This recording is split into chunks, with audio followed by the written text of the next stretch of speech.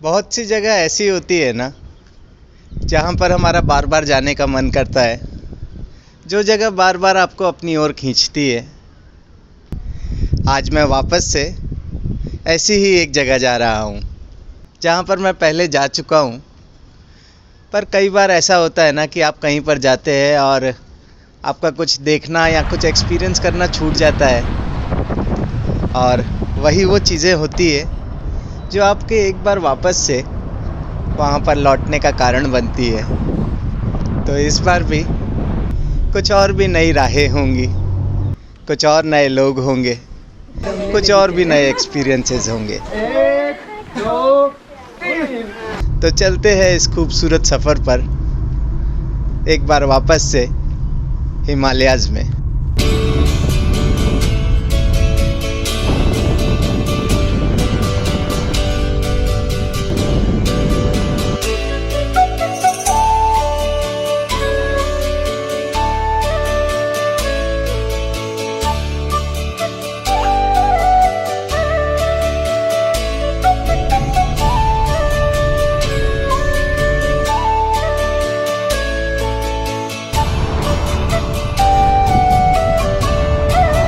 आज कहाँ पर रुकने वाले हो? आज भावनगर में सर।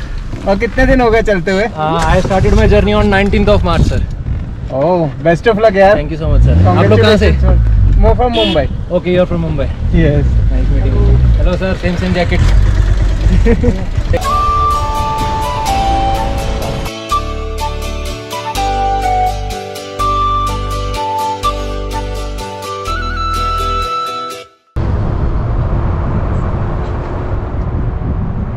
रक्षम जाने के लिए शिमला काजा हाईवे पर एक करछम नाम की जगह से एक डाइवर्जन आता है। उस डाइवर्जन को फॉलो करने के बाद में सबसे पहले सांगला आता है, उसके बाद में रक्षम, और उसके बाद में the last village of India चितकूल।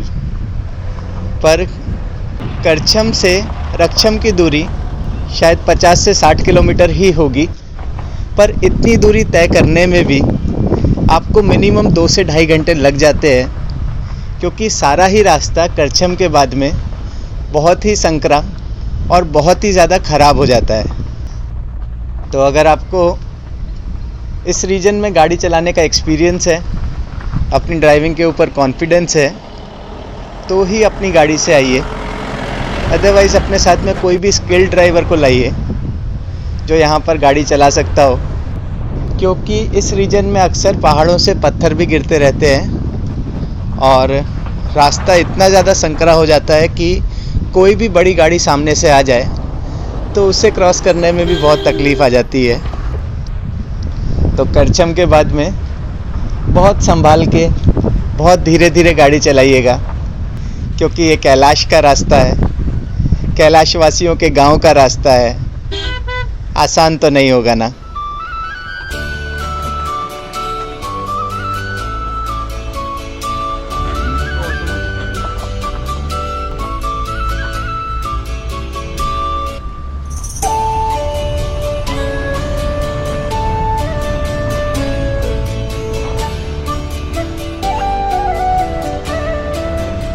मैं करीब 1.25 साल पहले इसी जगह पर आया था दिसंबर के महीने में, और ये जगह है रक्षम हिमालयाज़ में।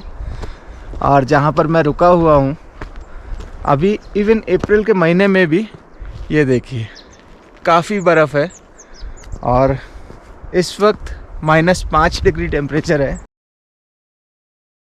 इस जगह रक्षम की खूबसूरती यही है कि आप चाहे किसी भी सीज़न में आइए, आपको कुछ ना कुछ नया देखने को मिलेगा। अभी इस वक्त एप्पल के बहुत सारे फूल आए हुए हैं और बहुत सारे पेड़ पिंक फ्लावर्स से ढके हुए हैं, जो बहुत ही सुंदर लग रहे हैं। 2 महीना यहाँ पर कुछ फ्लावर्स की खेती होती है। उन फ्लावर्स को हमारे यहाँ पर कुट्टू बोलते हैं। आपने भी कुट्टू का आटा सुना होगा। वो जो आटा होता है वो इस रीजन की स्टेपल डाइट है। यहाँ पर मैक्सिमम घरों के अंदर कुट्टू का आटा ही खाया जाता है। शायद 2 महीने के बाद एप्पल्स आ जाएंगे, तब यहाँ की खूबसूरती कुछ अलग होगी। उसके बाद स्नोफॉल स्टार्ट हो जाएगी, तब और भी ज़्यादा सुंदर होगा। ये जगह 6 महीने तो एटलीस्ट बर्फ़ से ढकी रहती है। मैं इसके पहले जब रक्षम आया था दिसंबर में, तो ये सारा का सारा ग्राउंड था जो बहुत सारी बर्फ़ से ढका हुआ था। तो हिमालयस के मैक्सिमम जगहों में ये एक जगह है जो मेरी फेवरेट्स में से है। अभी भी जो नेचुरल ब्यूटी है वो कमाल की है। सब तरफ चीड़ के झाड़ हैं, सामने कैलाश पर्वत है, और जो यहाँ के छोटे छोटे से रास्ते हैं वो भी बहुत सुंदर है।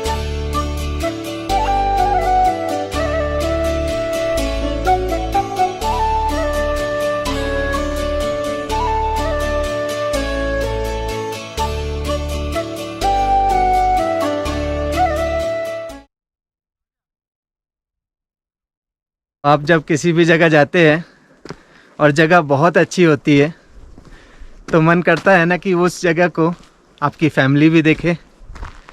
तो रक्षम एक ऐसी ही जगह है, इतनी खूबसूरत जगह है। सामने देखेंगे तो बहुत सारे बर्फ़ से ढके हुए पहाड़ हैं, और मुझे माउंटेन्स बहुत पसंद है। इसके अलावा यहाँ से ऐसा कुछ प्लान नहीं है। मेरे साथ में इस बार मेरी फैमिली भी आई है, मेरे इन-लॉज़ आए हैं, मेरी वाइफ आई है। मैं जब लास्ट टाइम रक्षम आया था दिसंबर में, तो मैं 2 होटल्स में रुका था। एक था शंभू लॉज और दूसरा था रग्नू रक्षम रिट्रीट, जो थोड़ा सा हाई क्लास कंफर्टेबल रिट्रीट है। तो फैमिली के साथ आते हैं तो अच्छी जगह रुकने का ही मन होता है। आपका मन होता है कि उनको सबसे अच्छी जगह स्टे करवाया जाए, सबसे अच्छे एक्सपीरियंसेस दिलवाए जाए। हम लोग चाहे कंफर्ट में रहें नहीं रहें, पर फैमिली को सारे कंफर्ट मिलने चाहिए। इसीलिए इस बार हम लोग रग्नू रक्षम रिट्रीट में ही रुके हैं, जो बहुत ही कंफर्टेबल जगह है, बहुत ही सुंदर जगह है।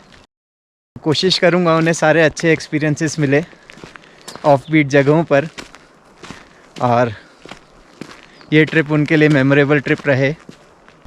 यहाँ पर दिन भर तो वेदर बहुत अच्छा रहता है, आप एक जैकेट में घूम सकते हैं, पर अभी भी रात में अप्रैल मंथ में करीब -7 -8 डिग्री टेम्परेचर हो जाता है।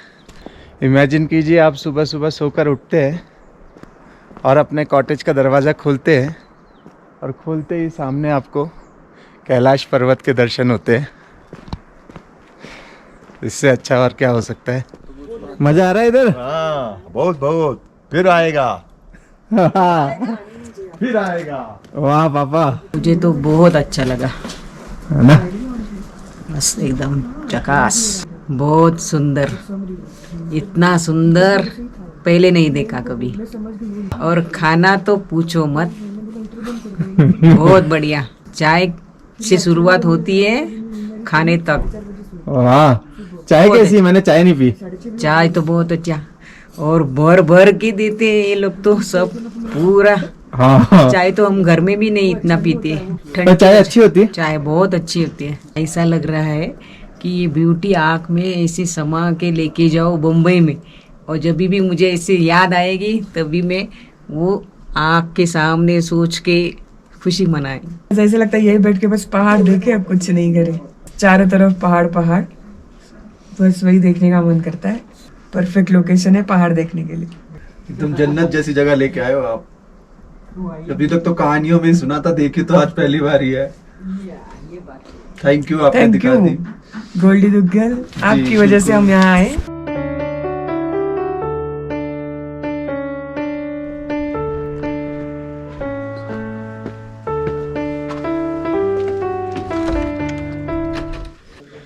तो ये वो रूम है जहाँ पर मैं रुका हुआ हूँ। बहुत कमाल का बेड है। यहाँ पर आपको एक तीसरा बेड भी मिलता है।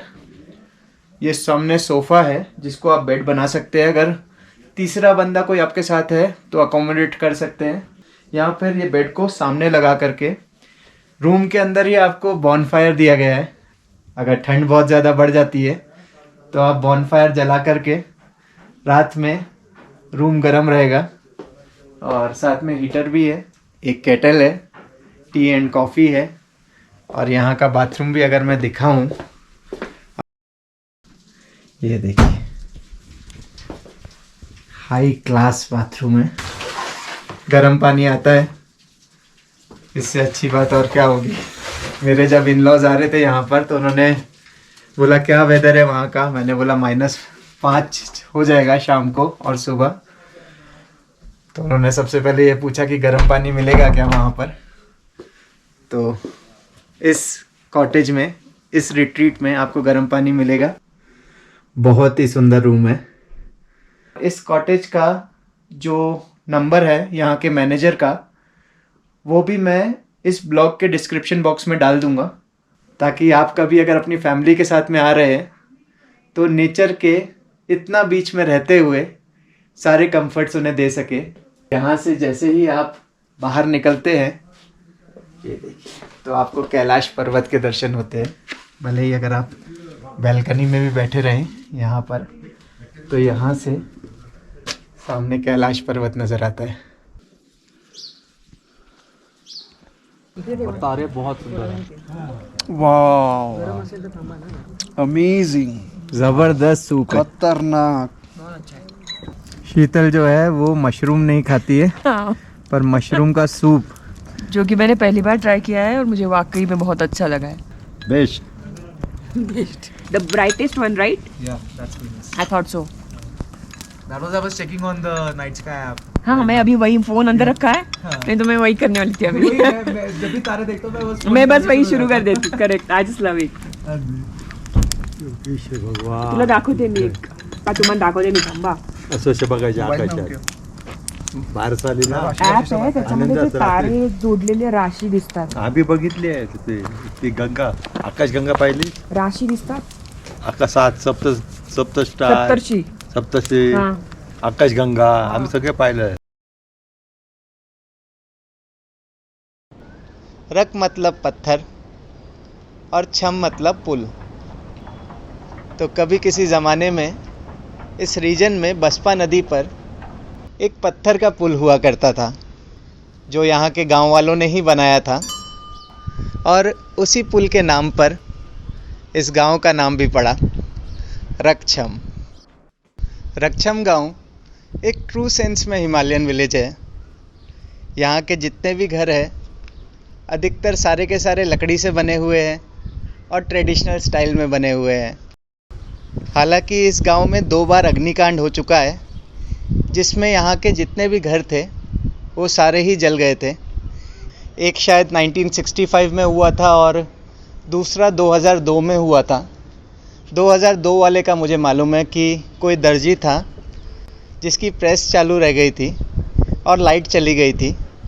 उसके बाद में वो अपनी दुकान बंद करके घर चला गया। फिर उसके बाद शायद लाइट आ गई और उस प्रेस से जब धीरे धीरे आग फैली तो 2 से 3 घंटे में ही सारा का सारा गांव जल गया।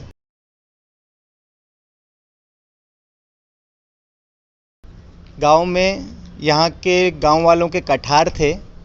कठार वो लकड़ी का एक स्टोरेज होता है, जिसके अंदर यहाँ के गांव वाले अपने 2 से 3 साल तक का राशन जमा करके रखते हैं बुरे समय के लिए। वो सारे के सारे कठार जल गए, सारा गांव जल गया। यहाँ के गांव वालों ने अपना सब कुछ खो दिया और फिर धीरे धीरे इन्होंने वापस से अपना गांव बसाया। और आज ये गांव इस पूरे रीजन का सबसे सुंदर गांव है।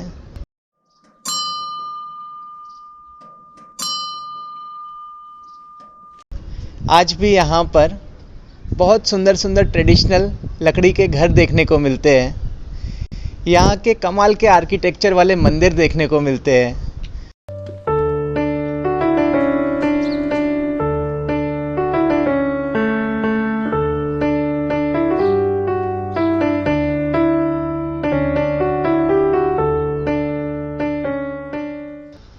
रकछम गांव लगभग 800 लोगों की आबादी वाला एक छोटा सा गांव है। यहाँ के गांव वाले बताते हैं, गांव जलने से पहले ये गांव ऐसा लगता था जैसे इस गांव को परियों ने बसाया हो। एक एक घर एक जैसा लकड़ी का अपने हाथ से कुछ परियां रख कर गई हूँ। ये 2002 के बाद बने हैं। उससे पहले तो ऐसा लगता था कि जैसे कि परियों ने अपने हाथों से इस गांव को बसाया हो। इस टाइप का घर होते थे, पत्थर नहीं होता था, टीन नहीं होता था कंस्ट्रक्शन में, ओनली वुड, और रूफ भी इवन वुड के होते थे। ऐसा लगता था। रक्षम गांव के सामने ही बसपा नदी बहती है। बसपा नदी के दूसरी तरफ बहुत सारे सुंदर बड़े बड़े मीडोज हैं। यहाँ के गांव वाले बसपा नदी की दूसरी तरफ के एरिया को पार कहते हैं, और यही वो रीजन है जहाँ पर मैक्सिमम आपको कैंप साइट्स, होटल्स या रुकने की जगह मिलती है। इस गांव की एक और अच्छी बात यह है कि इस गांव के गेट के अंदर कोई भी होटल या कोई भी होम स्टे नहीं है। तो जितना भी टूरिस्ट आता है वो मोस्टली उस पार वाले रीजन में ही रहता है, जिससे यहाँ के गांव वालों की एक प्राइवेसी बनी रहती है।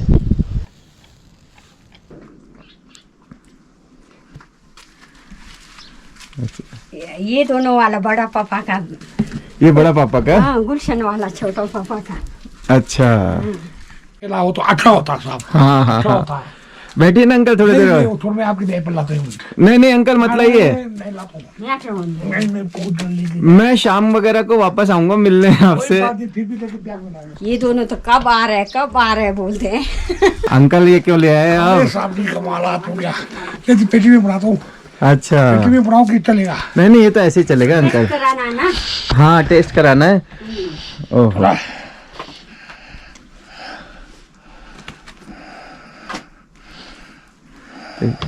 बहुत सारा ले आए अंकल। कमालात हो गया साहब। आते नहीं ना आपने? मुझे सांगला, चितकुल और रक्षम में रक्षम ही सबसे ज्यादा अच्छा लगता है। अभी तो थोड़ा स्नोफॉल है ना जी, जून जुलाई में देखना तो ऐसा लगता है। जून जुलाई में? जून जुलाई में अभी से जुलाई को आना है, जून जुलाई में तो ऐसा लगता है खेतों में भी फूल। अच्छा, खेतों में फूल रहते हैं? हाँ, बहुत अच्छा होता है वो फूल होता है। हाँ नहीं सर, शाम को ऐसा कि यहीं आइए। शाम को मैं आता हूँ अंकल। शाम को यहीं आओ। हाँ, यही सोना क्या है? नहीं नहीं, मेरा होटल में है। मेरा क्या है, वाईफाई है, सास ससुर है, सब है वहाँ। अच्छा। पर आपसे मिलने आऊंगा मैं शाम को। ठहरे किस पे अपना? वो रगनू रक्षम रिट्रीट है ना? ना? हाँ, पार। ठीक। अरे वाह, गोल्डन एप्पल है ये तो। अच्छा, चलता हूँ अंकल मैं। बहुत बहुत शुक्रिया, आपने बहुत प्यार दिया। शाम के टाइम आना। टाइम चलिए अंकल, नमस्ते। शाम के टाइम आना। शाम के टाइम में देखता हूँ। तो जितना सुंदर गांव है उससे भी अच्छे हैं यहाँ के रहने वाले लोग। मैं रैंडमली ही जाकर के मिला था उन अंकल से। उन्होंने अपने घर पर बुलाया, चाय पिलाई, बाकी पूरी फैमिली से मिलवाया, और ये बहुत सारे सेब बांध के दिए, गोल्डन एप्पल, जो किन्नौर की स्पेशलिटी है। ये देखिए काफ़ी सारे हैं। तो किन्नौर आए करीब अप्रैल के मंथ में, और कोई यहाँ का लोकलाइट आपको इतने सारे सेब बांध के दे दे तो इससे अच्छा और क्या हो सकता है।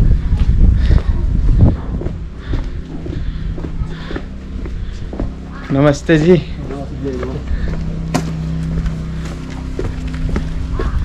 मैं इसके पहले जब इस गांव में आया था तो स्नोफॉल हो रहा था, और अभी समझ है स्नोफॉल तो नहीं है, पर गांव फिर भी बहुत खूबसूरत है।